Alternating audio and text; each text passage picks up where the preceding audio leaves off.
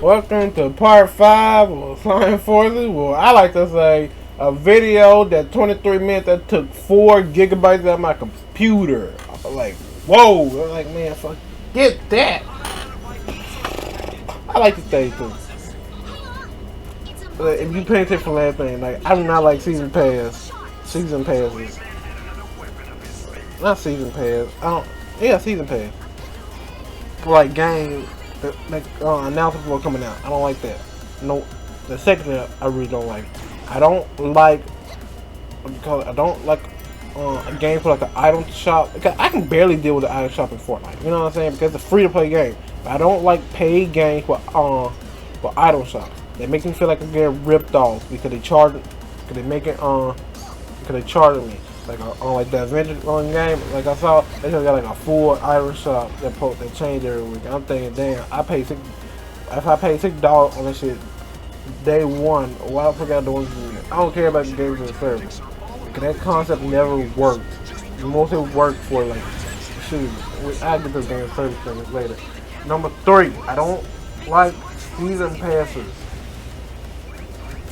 But I'm talking about the season pass for like a battle pass and everything. For a game I already paid for. I don't like that for like, I don't see why folks paying for that because you just drop money on that shit. Like, what you call it, this is a level that show like how heavy the character is and how bad my gameplay on the game. But like, I don't like that for stuff I paid for. I just hate getting ripped off. Is that really a crime, man? Is that really a crime? And when I talk about shit like that, people get defensive. But like, no one likes this. I don't like that. And another thing, I don't really care for it, but you know, another thing, hey, it's a fighting game. Like, concept of fighting games don't work nowadays. It just don't really work. Like you like Nintendo with Smash Bros. Shit, barely on Ultimate it didn't work like that.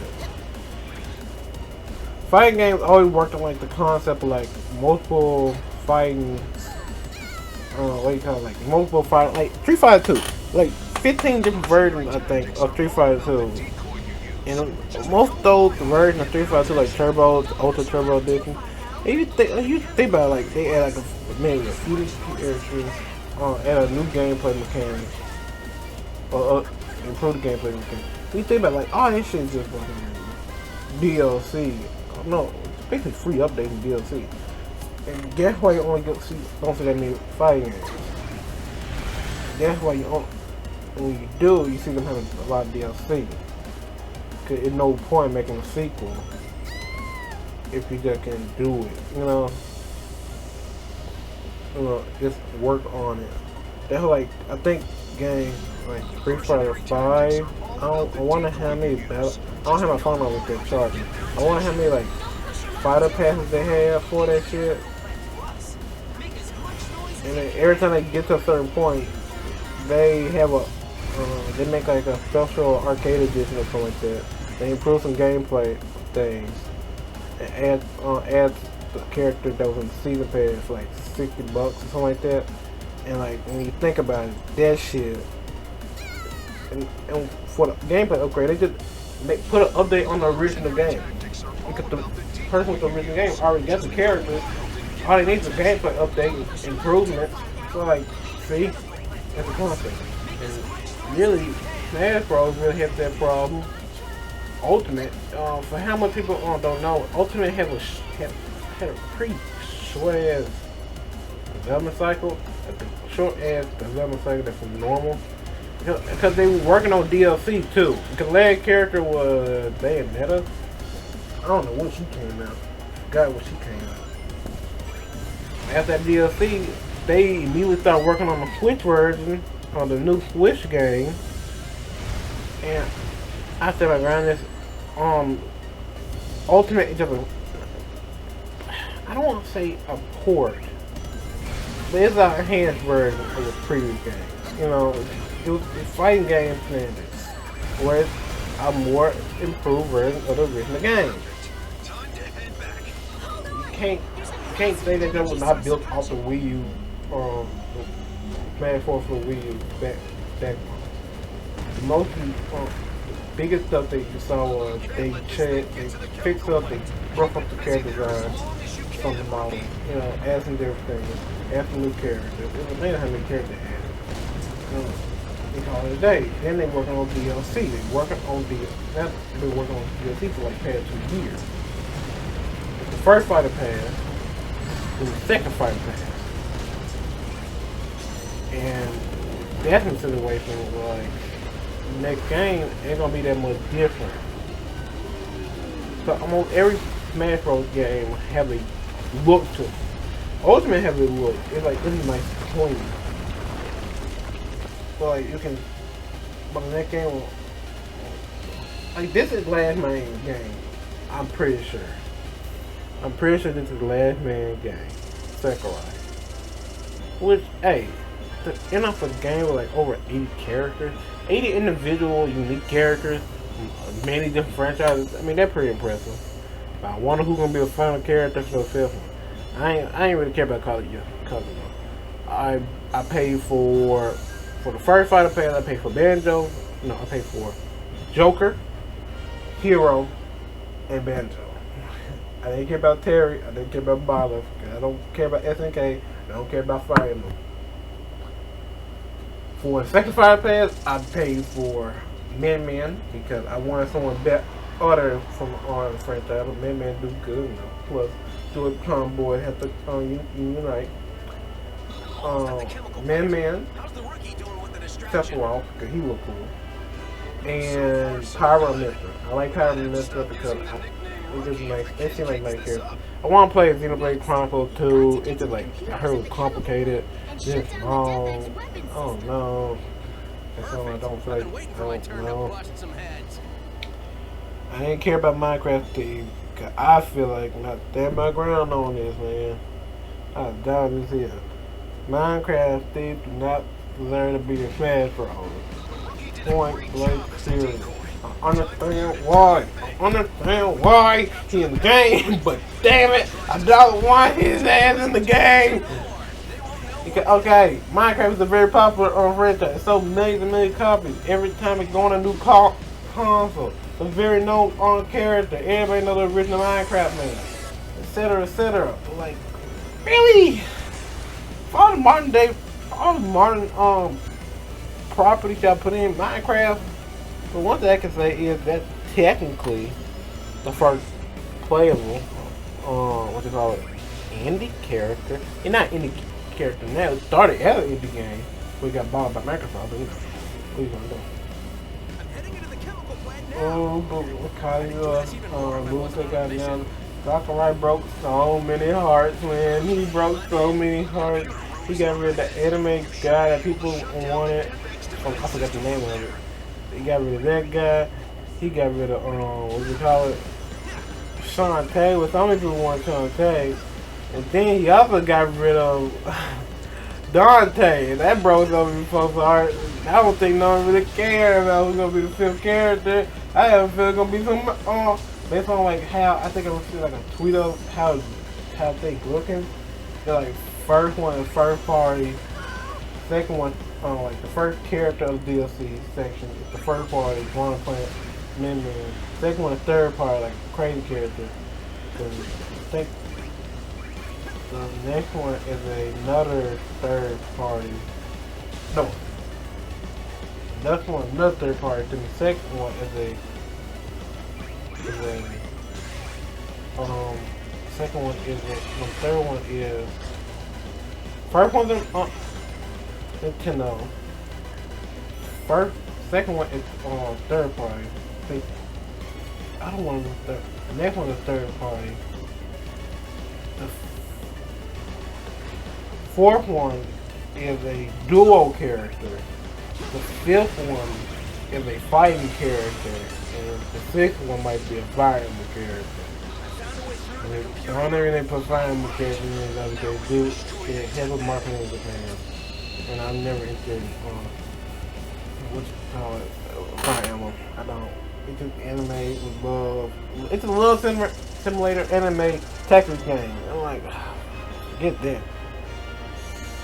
Oh my god, so people was angry, man. 12 people that were disappointed. 12 people were disappointed, man. Who's gonna be the fifth character? Like, well, based on my judgment, the fifth character will come out by, I will say, is it July now? I say by October. October don't sound like a bad time. Like, who else is left, really? All the major companies are mostly represented. It's like, who really left? You know? I bet so folks don't have the whole list. I'm talking about major enough for a major enough company to get represented. You got Sega, you got Konami, you got Bandai Namco, you got Capcom, you got SNK, who else? Microsoft. I mean, Square Enix. The only thing would be cool if a Sony-based character. We already can go a Sony character, but they don't roll that way. Sony don't roll that way, and the channel don't roll that way with Sony. We taking down some of the characters with Cloud and Sephiroth, because they are origin from PlayStation. So like, it would be cool to have Crash. I think he deserves it. If they have Crash, that'd be the best last character of a... I classify Smash Bros. As a celebration. I classify it as a celebration game. Because like, Smash Bros. Just show like how far, in my opinion, Smash Bros. Show how far a game have gone. And how far the like characters or the properties or the franchises have been. And see all of them come together in one area. See some of your favorite characters either haven't been in the game for like the last 10 years or the most recognized character. You know, you can't say it's cool to have Mario, Pac-Man, Minecraft Thief, Sonic, and I don't know, Cloud in the same fucking match. Like, you can't say that. Rare to have a game like this. Enough folks trust Nintendo with their role. Which I think is pretty impressive. Really impressive, man. What was the future is this? We have to have over 80 characters. Characters, man. 80. God. For a fighting game. Most fighting games have about, I don't know, 30. And that's on a good day. You know. And when you see like the DLC presentation he's making, you can tell he blew all his budget for the first part because Joker be like the song 5 song. Because every other thing was lame. Most of the budget go for the character development and the CGI or animation. You can tell. Like you can tell like he's real, he pulled something off that you would never really see. And speaking of, rest in peace, Iwata, bro. Oh my god, rest in peace. He was the guy, man. He was the guy. I mean, he was a CEO that you could tell he really fucking cared about the, like, he cared about, like, not just the company, he cared about, like, games. You could tell he cared about games. You know, when Nintendo hit hard time, he just said, like, he didn't want to fire anybody. So he was willing to cut his own fucking paycheck. Because he don't get fucking paid a lot. On shit. He cared that much about games. You know what I'm saying? You don't see that shit ever with Endeavor Focus. With like these CEOs nowadays of game companies. It would be fucking wild if like they would like downscale after announcing how much they made. And that's the wild shit. And like when they do that, like once they like Activision, I think they downscale because they need more hands on deck of Call of Duty. So they got rid of like they forced other companies to work on Call of Duty. You know they worked on. They talked about they worked on a good crash game. They got reviewed and I think sold well. And y'all put them to do Call of Duty shit for a free to play Call of Duty game. Y'all already got multiple these motherfuckers. Just shut down one of the companies for that worked on one of the Call of Duty games because they got 3 companies that work on Call of Duty games by themselves and just merge one of those teams up together. That's easy. That's really fucking easy. And then you have so many companies that be laying off folks and like y'all just announced y'all made this much money and everything. And I'm thinking, why? It ain't like that, man. Why you can't help? It barely about the game nowadays. Yeah, like it barely about the game to all developers. I mean, not to the developers, to the main major companies. And somewhere like I think we're gonna hit a certain point where like everybody gonna straight up screw themselves over with these game as a service type things, like Square Enix with game as service with Microsoft. I don't know if you heard that one. Kept it yesterday. But like that junk did not work. They game bombed. And like for a Avengers game, after like Endgame came out like a year after, it's crazy how you can mess up that. And then they're gonna hit a point where people don't trust them with Marvel games no more. So that new Guardians of the Galaxy game, I think that game gonna fucking bomb too. Because no one don't say like, bro, this Avenger game fucking sucks. What the point? But even though it's single player, they might gonna pull some entire stuff off and set to make people hate it. And so they'll say like, fuck this shit, we are not doing that. We're gonna make Disney angry and force them to do certain type of things, just like how EA got doing to agree with the microtransactions in Battlefront 2, make people hate that game. And what the sad thing about that game was it took like a good year and a half, I think, just to fix the game up because there was so much corporate meddling with that game that like they had to restructure the whole game. Like how the XP worked, how the economy worked for that game. So like because Disney said like y'all need to fix this shit now. And now after that Battlefront situation, they just been making single player games. Or Star Wars games. And anything else multiplayer, they do the most simplest stuff for that game. Because they know they don't want to fuck around again because they just caused a bunch of drama.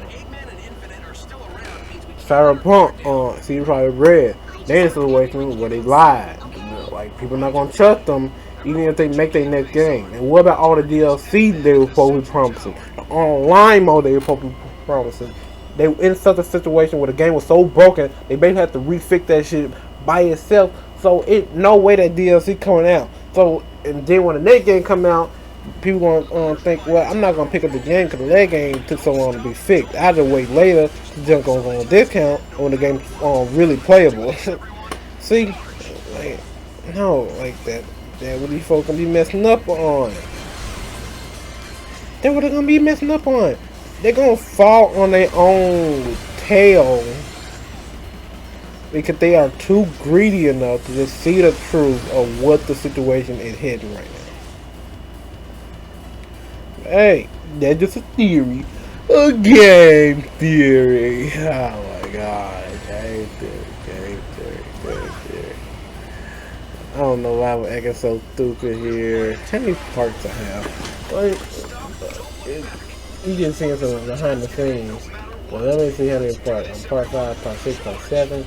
That's about an hour by itself. Oh, an hour by itself. The last part is 45 minutes. Ooh, I don't know about that. I might get all of them done by today. I got no one to do the next day. I got something to do the next day, but I also gotta clean. I can squeeze. It don't take long for me going. Sorry. But yeah, the company gonna fall on their own tail, bro. They're gonna fall on their own tail.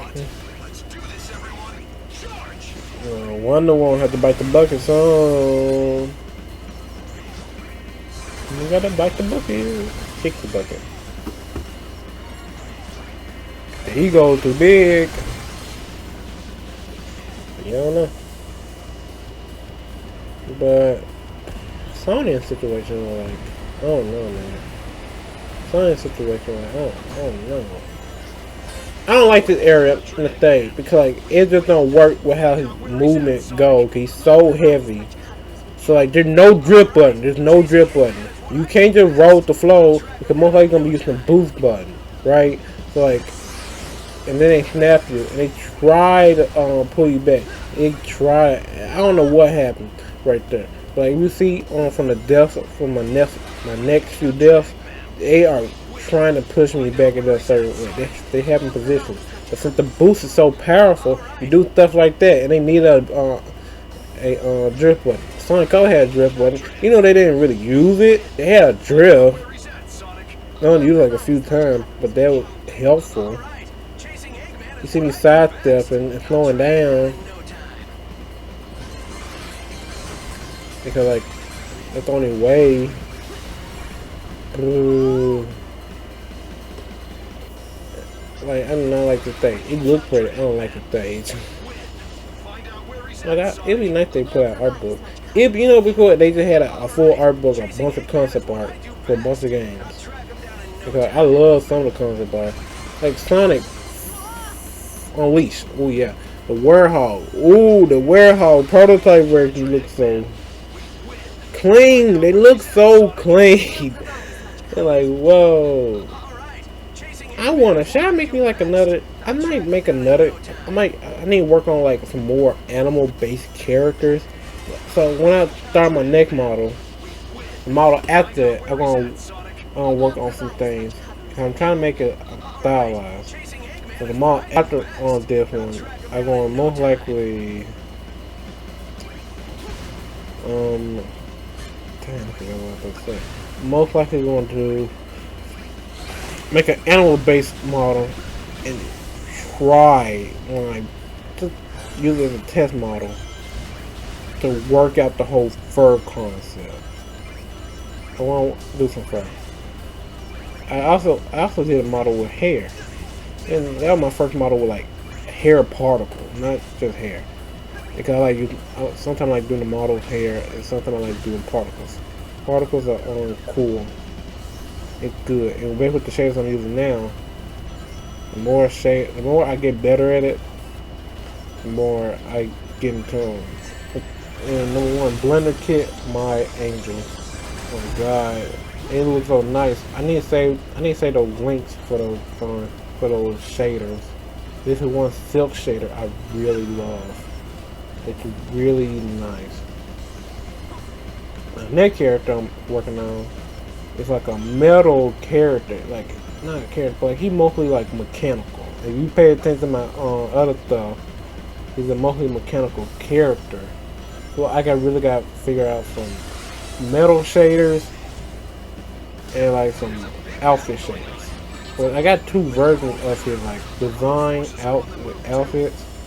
I don't know which one I want. I might just go with the first one. Yeah, I might just go with the first one. Alright, oh sorry. Bye man, bye y'all. I'm just thinking out loud. This crazy. Anyway, we'll find the climax of 2 more parts. Like, comment, subscribe, and you want to hear me more talk, hit that subscribe button. Oh my god, I think I have a stroke. Yeah, more outfits, more cartoons, stuff I don't use. Anyway, goodbye.